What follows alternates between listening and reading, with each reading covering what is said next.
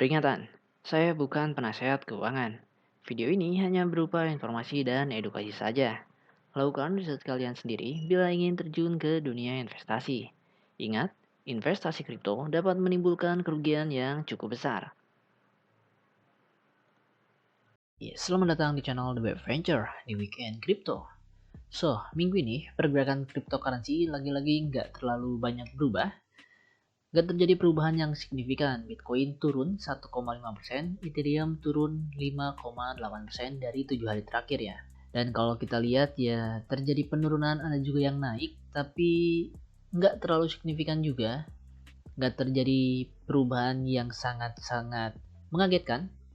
Ini masih dalam batas normal juga, dan ya kalau kita lihat juga dari grafiknya, di sini pergerakan Bitcoin masih di situ-situ aja. Masih di bawah 31 dan di atas 28.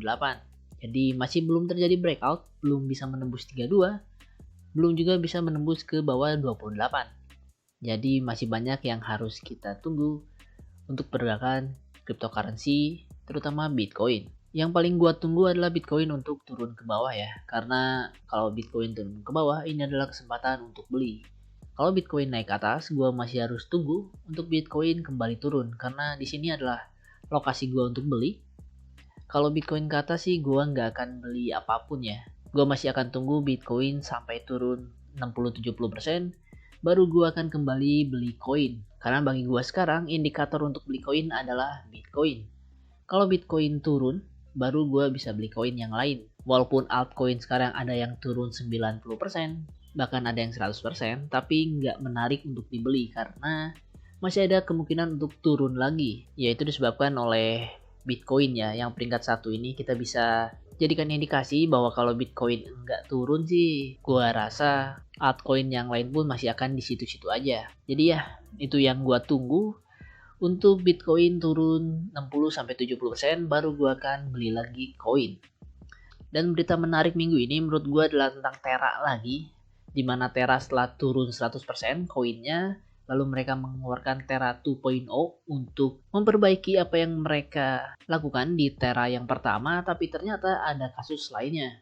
Di sini CEO dari Terra, Do Kwon, dikabarkan mengirim 80 juta dolar ke dompet pribadi. Jadi di sini Do Kwon sedang dalam kasus pencucian uang. Dia memanfaatkan keuntungan dari Terra secara tidak bertanggung jawab karena yang dia lakukan bisa dibilang merugikan perusahaannya, merugikan orang lain, terutama merugikan customernya ya. Tapi ini masih berupa tuduhan, jadi gue juga nggak bisa memastikan, ini hanya berupa tuduhan. Kita lihat kelanjutannya seperti apa, apakah tuduhan ini terbukti benar atau enggak.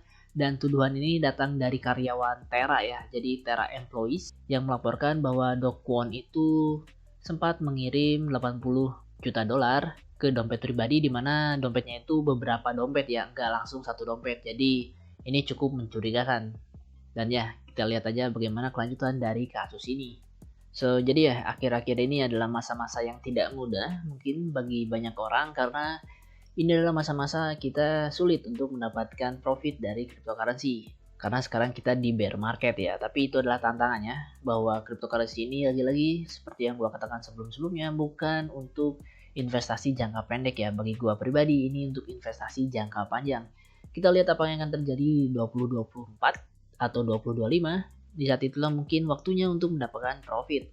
Tapi sekarang kita waktunya untuk belajar memperhatikan market, untuk tidak melakukan kesalahan-kesalahan bodoh ya yang bisa merugikan kita sendiri, dan kita bisa kehilangan uang kita dalam jumlah yang banyak kalau kita ceroboh. Sabar dalam cryptocurrency ini menurut gua sangat-sangat penting ya. Jangan termakan oleh omongan-omongan orang yang mengatakan bahwa besok kalian akan untung kalau beli ini, besok kalian akan untung kalau beli itu. Jadi gue pribadi akan sangat berhati-hati ya dalam berinvestasi untuk sekarang ini setelah banyak kasus seperti ini. Salah satunya ya Terra ini ya. Kehilangan uang 100% sampai banyak orang yang bunuh diri karena kehilangan banyak uang. Tentu saja ini adalah peringatan bagi kita yang investasi di dunia cryptocurrency. Yang investasi di apapun menurut gue tetap harus berhati-hati. Jadi ya demikian aja video pendek gue minggu ini. Thanks for watching and see you in my next update video. And bye.